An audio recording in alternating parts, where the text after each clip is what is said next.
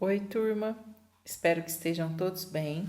Hoje nós vamos dar sequência ao nosso PET 3, semana 2 do PET 3. Nós continuamos falando um pouquinho sobre as bactérias. Nós vamos falar um pouco sobre a reprodução das bactérias e da importância da bactéria. Nesse primeiro desenho aqui de bactérias, nós temos uma bactéria chamada de Escherichia coli, que está em verde aqui, que são bactérias encontradas no intestino. Podem causar doença e podem ajudar também no funcionamento do nosso intestino. Aqui nós temos, olha, 4 tipos de reprodução. Cisciparidade ou divisão simples ou bipartição ou divisão binária, 4 nomes para a mesma coisa, né? É para testar o nosso cérebro, já tem tanto nome complicado em biologia, eles resolvem colocar 4 nomes aqui para a mesma coisa, que é um tipo de reprodução assexuada. Essa reprodução assexuada é a que não tem mistura de material genético, então não contribui para a variabilidade genética, porque os descendentes formados vão ser sempre idênticos à bactéria-mãe. Conjugação, transformação e transdução já tem mistura de material genético, então aumentam a variabilidade genética, contribuem para esse aumento, porque vai ter a mistura de 2 materiais genéticos diferentes. O primeiro tipo aqui é a cisciparidade. Na cisciparidade, nós temos uma célula-mãe, que seria a bactéria-mãe. Ela vai dobrar a quantidade de material genético, aumentar o citoplasma dela e depois ela divide esse material genético aqui, ó, em 2 partes iguais e divide o citoplasma, formando no final 2 bactérias filhas idênticas à bactéria-mãe. Então, é uma reprodução assexuada, não tem mistura de material genético e não contribui para o aumento da variabilidade genética. Essa é a forma que a bactéria mais se reproduz, porque ela sozinha, em condições adequadas, ambiente adequado, ela consegue reproduzir sem precisar de uma outra bactéria. O próximo tipo é a conjugação. A conjugação, nós temos aqui, ó, a primeira bactéria, que está aqui, ó, o material genético está em azul, em laranja e em vermelho. Do lado de cá, o material genético está representado pelo azul e laranja, não tem o vermelho. Quando essa bactéria 1 e bactéria 2 entrarem em contato, são bactérias diferentes, então, elas vão criar entre elas uma ponte citoplasmática. Essa ponte citoplasmática vai fazer com que elas troquem um pedaço de DNA. Então, vamos supor que a número 1 seja a doadora e a 2 seja a receptora. Então, essa primeira, que é a doadora, vai fragmentar um pedaço do DNA dela e vai passar para a receptora. Então, essa bactéria receptora está recebendo um pedacinho do vermelho e agora ela passa a ter material genético vermelho. Então, teve a mistura do material genético da bactéria 1 com a bactéria 2. Ela vai reproduzir e no final ela vai formar novas bactérias filhas. Essa bactéria filha, ó, formada aqui no final, é diferente da bactéria mãe do começo, porque a bactéria mãe, número 2 aqui, não tinha o DNA vermelho, agora a do final tem. Então, na conjugação ocorre uma reprodução sexuada, tem a mistura de material genético, então contribui para o aumento da variabilidade genética. Depois, o outro tipo que nós temos aqui é a transformação. A transformação nós vamos ter, a bactéria tem pedaços, fragmentos de DNA, pedaços de DNA soltos no ambiente, pode ser de bactérias que foram decompostas, bactérias que morreram, tem fragmentos então de DNA no ambiente. A bactéria receptora, ela vai absorver esses fragmentos de DNA, então, ó, que é o que está em vermelho, aqui ela vai incorporar esses fragmentos, passa a fazer parte dela e ela vai então depois reproduzir, dobra a quantidade de material genético, divide o citoplasma para formar as bactérias filhas. Essas bactérias filhas formadas são diferentes lá da primeira bactéria, porque teve uma mistura de material genético. Esses fragmentos de DNA que estão em vermelho misturaram com o DNA da bactéria que nós representamos aqui em azul. Na transformação, diferente da conjugação, a bactéria vai absorver esses fragmentos de DNA. Na conjugação, precisa de 2 bactérias que vão entrar em contato, criar a ponte citoplasmática para trocar aquele pedaço de material genético. Depois, nós temos a transdução. A transdução vai acontecer assim. Vamos supor que nós tenhamos aqui um vírus que reproduz na bactéria, que nós chamamos de bacteriófago, o vírus que reproduz na bactéria. Esse vírus, ó, aqui nós temos o bacteriófago. Quando ele vai se reproduzir na bactéria, ele injeta o material genético na bactéria, a cápsula desmancha, né, do vírus. Esse material genético que ele injetou na bactéria vai comandar essa bactéria para produzir os novos vírus.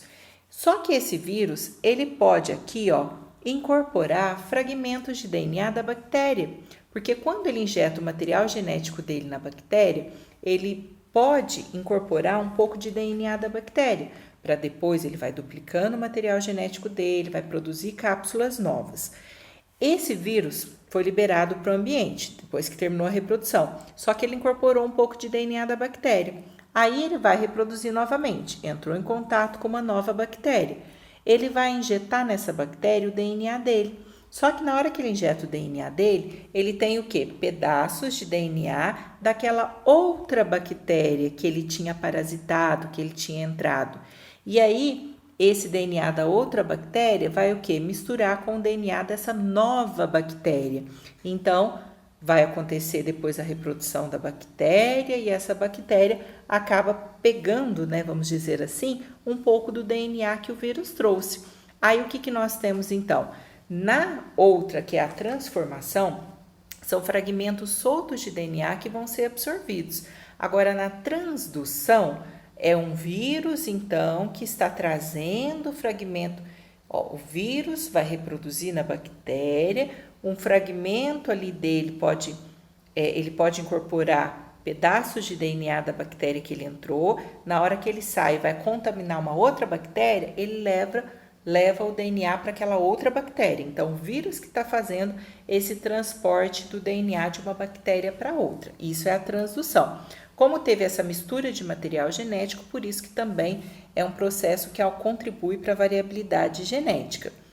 Aqui da importância das bactérias, tem muitas, claro, eu coloquei algumas que podem aparecer em alguns exercícios. Decompositores, porque os principais decompositores da natureza são fungos e bactérias, que vão realizar a decomposição da matéria orgânica morta, transformando em matéria inorgânica para ser reutilizada.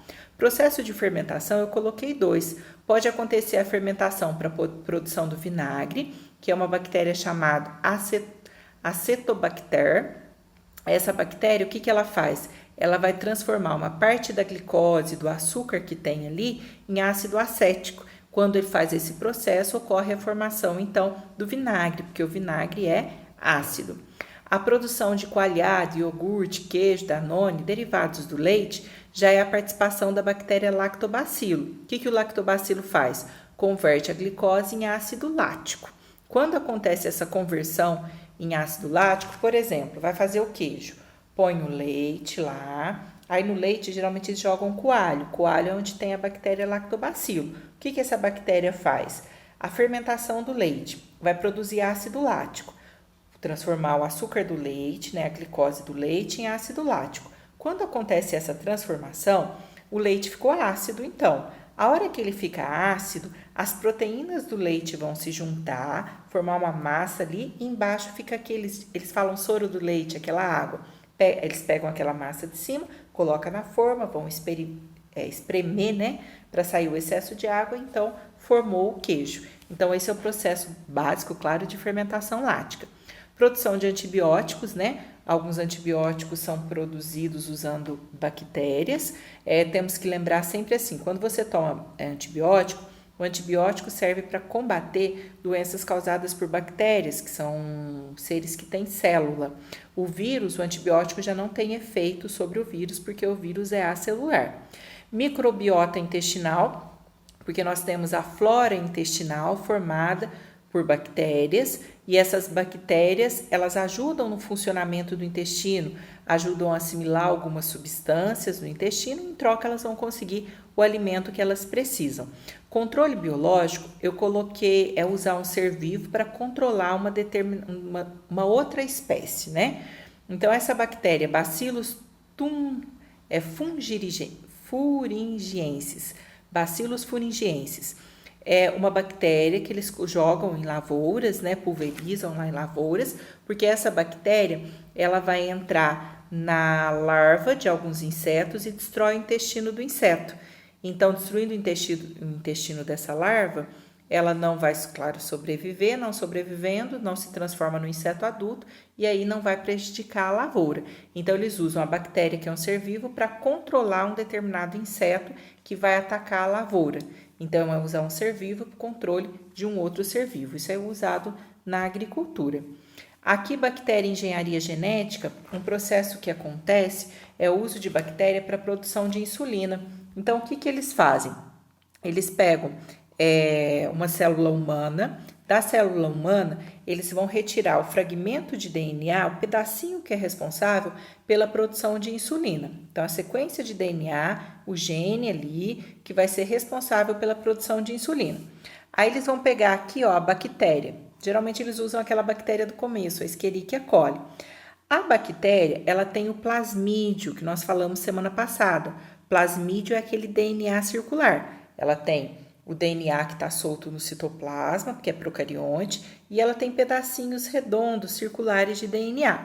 Então, eles vão pegar esse pedacinho de DNA da célula humana e vão inserir aqui no DNA, no plasmídio da bactéria. Então, vai ficar o DNA recombinante. DNA recombinante porque pegou o DNA da bactéria, que é o plasmídio, e inseriu o gene da espécie humana. Aí, eles devolvem para a bactéria. Como ela recebeu o DNA recombinante, ela passa a ser chamada de bactéria recombinante. Depois disso, eles vão pegar essa bactéria, estimular ela em laboratório, para que esse gene, então, entre em ação e comece a produzir insulina. Aí, processo de laboratório, eles vão extrair, né, essa insulina que está sendo produzida, passar por todo o processo que precisa e depois eles vão comercializar essa insulina para as pessoas que têm diabetes. Então, as pessoas que têm diabetes vão usar essa insulina que foi produzida com o auxílio da bactéria. Insulina produzida com o auxílio da bactéria. Aí, gente, olha, para poder fazer todo esse processo, nós temos a participação, depois vai falar em uma questão, aqui está pequenininho, ó, da enzima de restrição. A enzima de restrição, ela vai cortar pontos específicos do DNA. Essa enzima de restrição, a bactéria, por que ela tem a tal da enzima de restrição, né?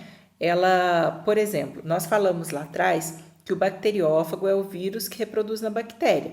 Só que nem sempre ele consegue reproduzir, porque na hora que injeta o DNA dele na bactéria, na hora que ele injetou esse material genético, a enzima de restrição, ela serve o quê? Para cortar esse DNA e fragmentar esse DNA, é uma forma de proteger a bactéria. Então, eles usam essa enzima de restrição para cortar o DNA e inserir o gene da espécie humana. Então, essa enzima de restrição, na realidade, ela está sendo usada no processo, mas ela serve para proteger a bactéria contra a ação desses bacteriófagos, que são os vírus que vão parasitar as bactérias. Uma outra coisa, aqui tem uma imagem, ó, a eutrofização e a floração. Aqui nós temos, ó, algas, excesso de algas, cianobactérias, que são algas azuis, não é que ela é azul, é que ela tem um certo pigmento com o nome azul, né? Mas são algas, então quando nós temos uma proliferação excessiva de algas, vai formar essa camada em cima da água que vai impedir que o sol penetre na água. Então, o que vai ser esse processo, ó, a eutrofização? O que vai ser isso? Num ambiente normal em equilíbrio, é esse de cima, ó. As bactérias, tem algas que vão realizar a fotossíntese. Essas algas, elas vão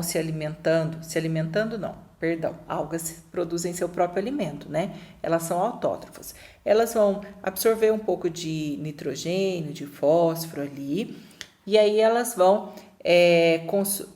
consumir oxigênio, porque a alga respira também, e vão liberar oxigênio para que os animais respirem, utilizem no processo de respiração.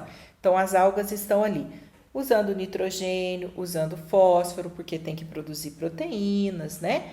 Mas lembra que as algas são autótrofas, realizam fotossíntese e produzem seu próprio alimento. Elas respiram também, consomem um pouco de oxigênio e vão produzindo esse oxigênio também, liberando na água. Aí os animais vão utilizar esse oxigênio. Então, o ambiente está em equilíbrio.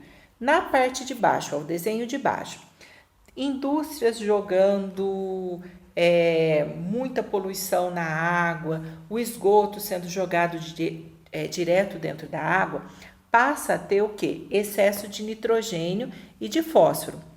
Esse excesso de nitrogênio e de fósforo vai ter um aumento no número de algas, porque aí elas vão reproduzindo.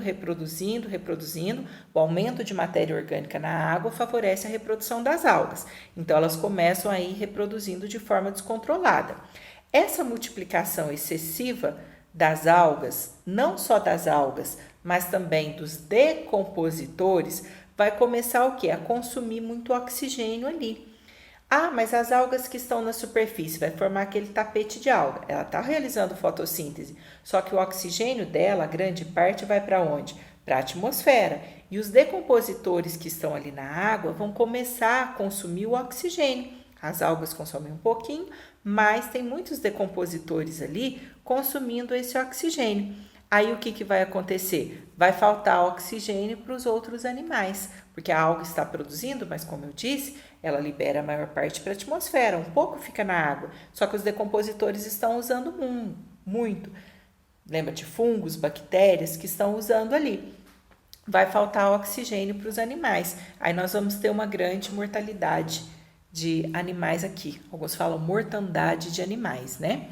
Esse tapete de algas que é formado na superfície é que nós falamos floração das águas, né? Floração porque vai ficar um tapete de a proliferação excessiva das algas vai formar esse tapete verdinho. E um outro detalhe, esse tapete verde de algas que vai formar na superfície impede a entrada da luz para as algas que estão submersas realizarem fotossíntese, o que vai fazer diminuir ainda mais a quantidade de oxigênio na água. Por quê? Porque a luz não atravessa, não chegando luz, as algas que estão submersas não conseguem realizar fotossíntese. Aqui nós temos só um resuminho, ó. Despejo de esgoto nos rios e lagos vai aumentar a matéria orgânica. Aumentou a matéria orgânica, aumenta o número de decompositores. Se aumentar muito o número de decompositores, consome o oxigênio. Consumindo o oxigênio, os animais que estão na água, as espécies aquáticas, vão morrer. E vai ter a proliferação excessiva de algas na superfície também, que vai impedir a entrada de luz. Vai impedir a entrada de luz para as algas que estão submersas, tá? Lembra que algas produzem seu próprio alimento, tá bom? Então, o fósforo que está lá dentro, ó, voltando aqui só um pouquinho, o nitrogênio, o fósforo, eles são utilizados pelos seres que estão na água, principalmente pelos decompositores. E as algas acabam incorporando um pouquinho ali também. Aqui, olha, a primeira questão. O fenômeno das florações de cianobactérias nos ambientes aquáticos de abastecimento tem causado grande preocupação em razão da natureza neurotóxica e hepatotóxica de certas cianobactérias em geral. Proliferam nos mananciais eutrofizados, como consequência do excesso de nutrientes presentes nas águas e das condições ambientais próprias. Considere o exposto e responda. O que são cianobactérias? Vocês vão colocar com as palavras de vocês. Também chamadas de algas azuis, são seres unicelulares, procariontes. A que reino pertence esse grupo de organismos? Reino Monera. Pode usar a classificação antiga ainda, tá? Alguns colocam o reino das eubactérias. Podem colocar reino Monera por enquanto, tá? Como esses organismos se classificam do ponto de... outra coisa. Cianobactérias são seres fotossintetizantes. Na letra B, como esses organismos se classificam do ponto de vista nutricional? São seres autótrofos, seres capazes de produzir o seu próprio alimento. Sendo procariontes, que componentes estruturais estão presentes em suas células?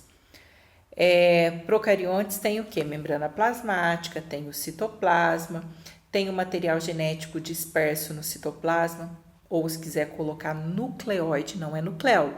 Nucleóide também pode, tem ribossomos. No caso da cianobactéria, ela tem membrana, ela não tem o cloroplasto para fazer a fotossíntese, ela tem uma membrana fotossintética, que é uma membrana que tem o pigmento clorofila, que vai absorver a luz para a realização da fotossíntese, e aí sim produzir o oxigênio e o alimento dela. A segunda questão. Ana comprou uma lata de salsicha cuja tampa se encontrava estufada. Em casa recomendaram que ela voltasse ao supermercado e pedisse a substituição do produto, pois a salsicha poderia estar contaminada. com a bactéria que causa o botulismo. Caso a salsicha estivesse contaminada, o estufamento da tampa teria sido causado por oxigênio. Essas bactérias, gente, a lata está fechada, não tem a presença de oxigênio. São seres, as que realizam fermentação, anaeróbicos. Anaeróbicos são os que não utilizam o oxigênio na respiração, por isso realizam o processo de fermentação para obter energia. Então, O2 não. O monóxido de carbono, a letra B, o CO, de jeito nenhum. Água não. O CO2, a respiração anaeróbica vai liberar gás carbônico. Esse gás carbônico, tentando escapar da lata, vai estufar a tampa da lata. Aí vocês vão assinalar a resposta. A número 3, levando-se em conta os fatores que favorecem a reprodução das bactérias responsáveis pelo botulismo, mencionadas no item anterior, conclui-se que as toxinas que o causam têm maior chance de serem encontradas. Para a bactéria sobreviver, ela não vai sobreviver em regiões muito salgadas, porque o sal vai matar. Na realidade, o sal desidrata o alimento e se não tiver água no ambiente, a bactéria não sobrevive. Então, olha, em conservas com concentração 2 gramas de sal em 100 gramas de água, tem pouco sal para muita água. Então, esse é um ambiente que favorece a reprodução da bactéria. Então, seria essa.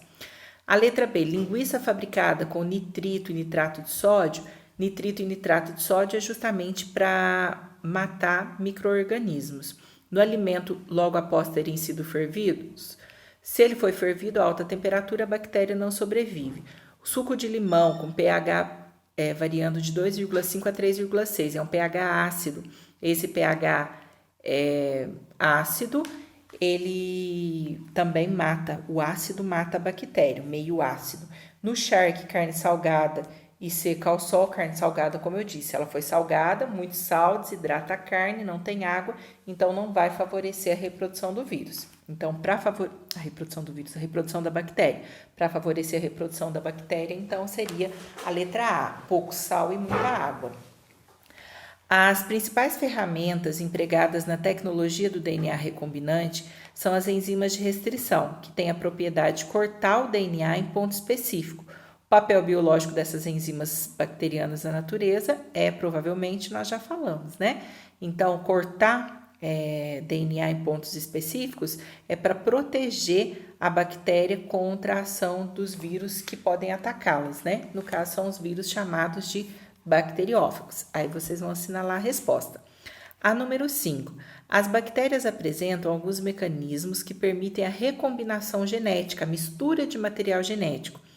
Esses mecanismos são considerados por muitos autores como uma forma de reprodução sexuada, porém outros preferem afirmar que se trata apenas de uma forma de recombinação, de mistura de material genético.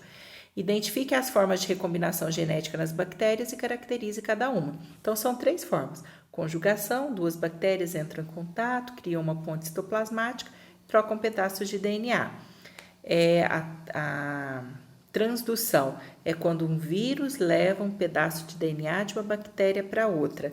E a transformação é quando fragmentos de DNA soltos no ambiente são absorvidos, são incorporados pela bactéria no seu DNA e aí depois ocorre a reprodução. Aí vocês vão explicar com as palavras de vocês. Então, lembra que tem que explicar a conjugação, a transformação e a transdução. A número 6. Identifique em sua casa produtos que são fabricados com auxílio de bactérias ou que combatem as bactérias e registre em seu caderno.